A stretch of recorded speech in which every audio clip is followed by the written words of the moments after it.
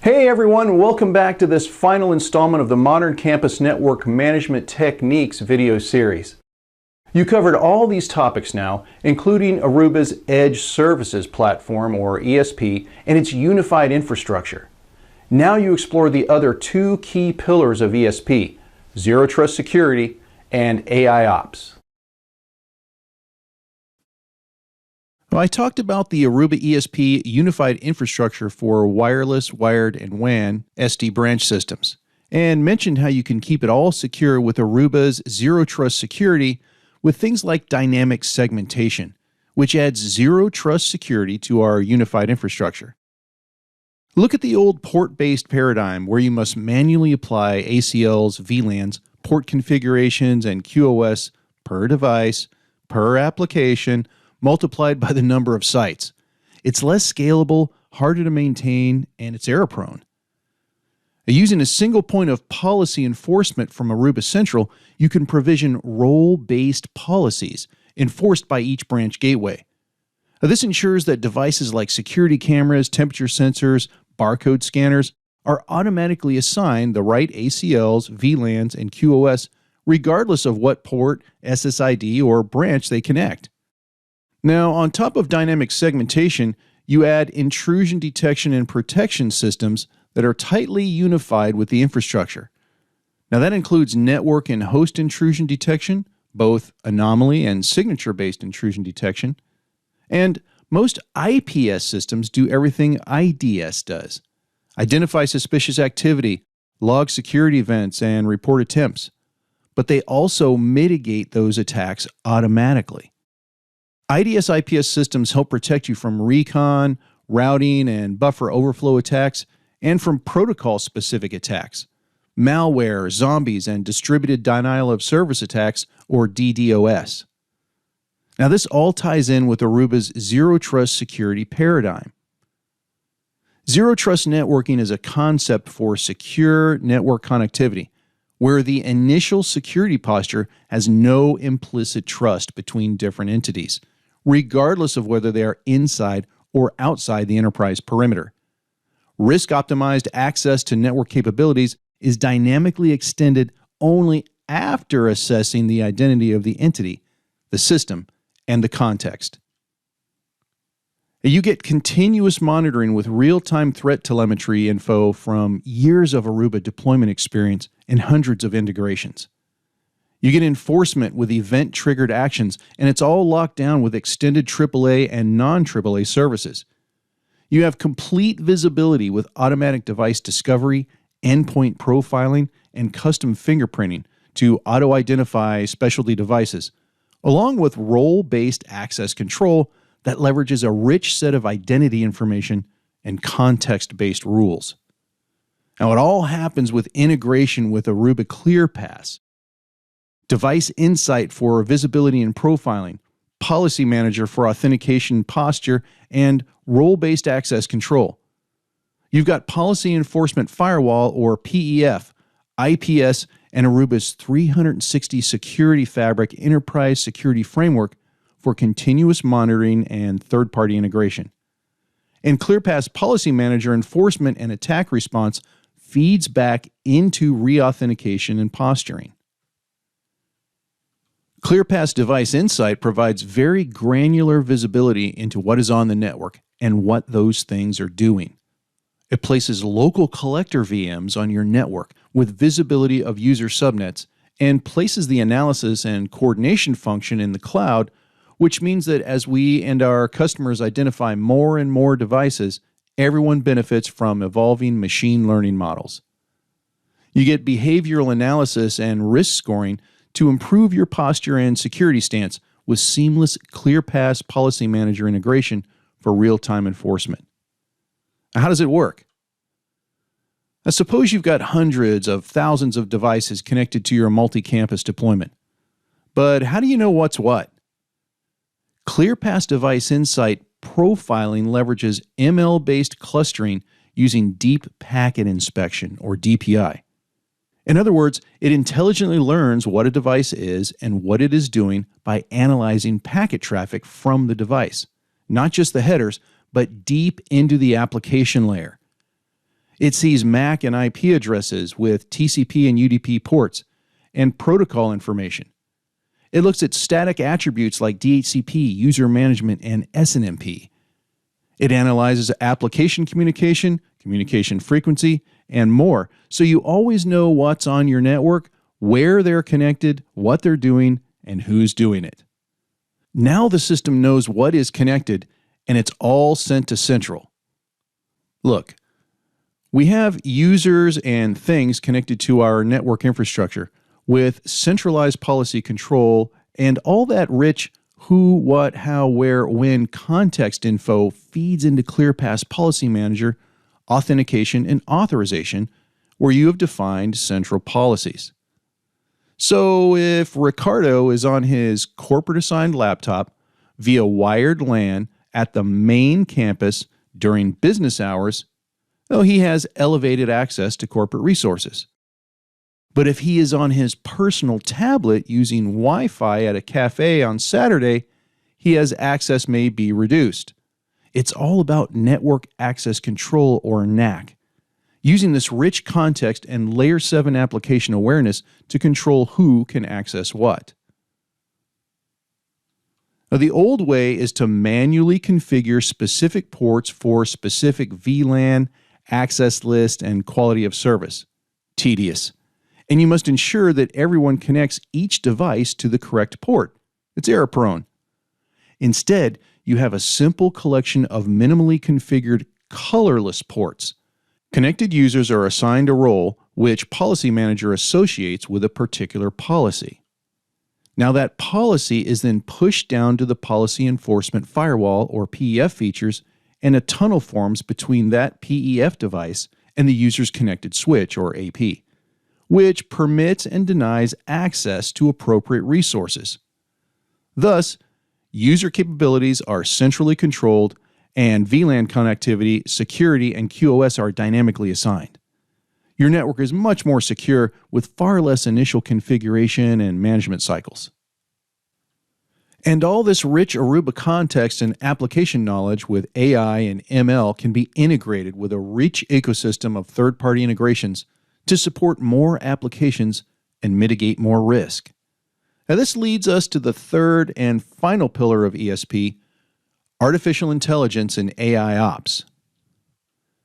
Aruba ESP's AIOps capabilities can reveal and troubleshoot issues before they impact the business. Aruba AIOps shows issues virtually undetectable by humans and then provides prescriptive, step-by-step guidance on how to resolve them. IT moves faster, SLAs are met. And remember, these capabilities are available via APIs for extensibility to third-party solutions to extend your automation goals out to other business processes. Now here's the bottom line. Aruba AIOps impacts IT outcomes by helping to get to root cause and resolve known issues quickly, to identify and resolve issues before they impact the business, and continuously optimize performance with little effort. All this with 5 key features in a single pane of glass. Over 30 individual AI insights are available to monitor connectivity, performance, RF management, client roaming, airtime utilization, and wired and SD-WAN performance. Each insight is designed to reduce trouble tickets and meet SLAs for connectivity, performance, and availability challenges. Additional features reduce resolution time and improve admin confidence. AI search allows you to use natural language search to quickly find relevant information.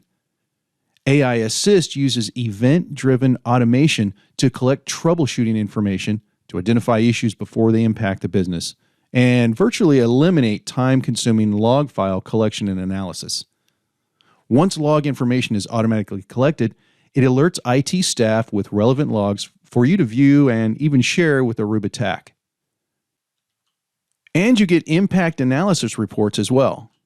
Once AI Insight network settings or configuration recommendations are made, this feature displays before and after performance data to help verify that changes achieved the desired result. Then there's User Experience Insight, or UXI, which lets you continuously monitor, measure, and track the complete end-to-end experience for all users and IoT devices. UXI provides user and IoT device application assurance and rapid troubleshooting. By simulating end-user activities with admin-defined frequency, UXI sensors do continuous app testing and store captured analytics for up to 30 days.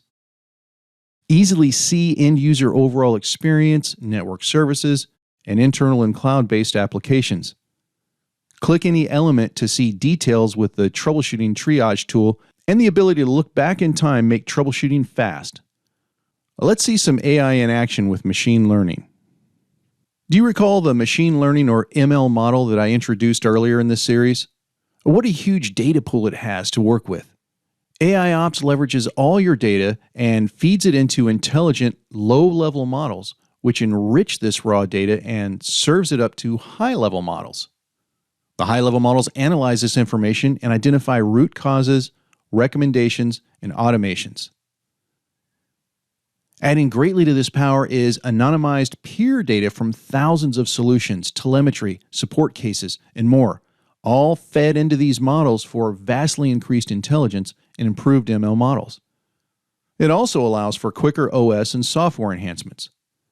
So let's take a look at that AI engine, where low-level modeling engines are often used as input for high-level models. These models are used to classify environments and to classify client device type and capability.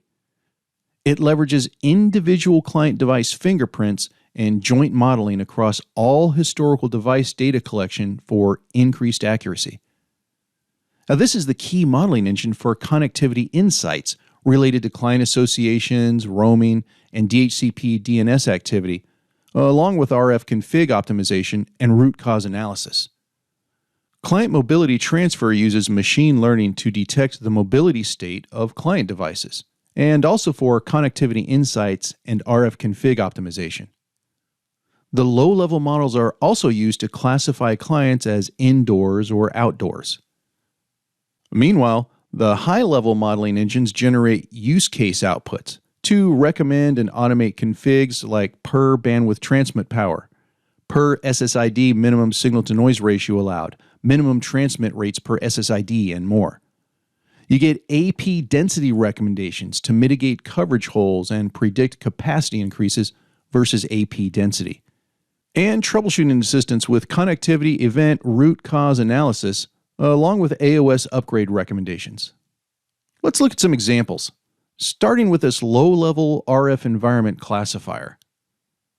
Input data includes AP capability, AP to AP Wi-Fi propagation loss, client device type, SNR, motion, and data volume, along with application type and volume. The low-level modeling engine classifies the environment and thus intelligently understands how to improve cluster performance based on distance metrics, number of clusters, minimum cluster size. Feature normalization, distance distributions are selected based on expert domain knowledge, and clustering is done in 15-dimensional space.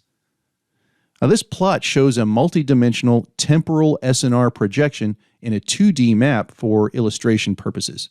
It's pretty cool, but thankfully, you don't need to know much about all that. This is all fed into the high-level modules, which processes this to make configuration recommendations to you and to detect anomalies for you. Now, how about a high-level model example of passerby optimization? Reducing outdoor client use of indoor APs improves performance for everyone, giving you more actionable information in the process. Now, the inputs for this model include interaction of client device with site AP radios, SNR vectors, and probe scan density and frequency. It also includes client device type, AP type, and SSID type, 802.1x, captive portal, and so on. Intelligent processing provides the optimal probe response SNR per SSID. In effect, AP stops servicing outdoor clients because their signal strength is below a certain threshold, while still providing reliable service to all indoor clients. And it can distinguish between indoor and outdoor clients with greater than 95% accuracy. Now, this improves performance for everyone. Outdoor users no longer needlessly connect to indoor APs, and APs no longer waste time processing those interactions. The graph here shows the number of minutes attached along with the vertical axis for red outdoor clients and blue indoor clients. The model includes 22 different elements and multiple metrics to distinguish indoor versus outdoor clients.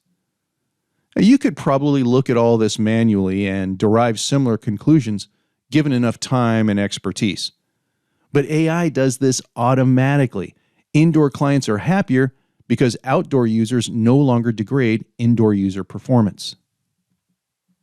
And that concludes this video series about modern campus network management techniques.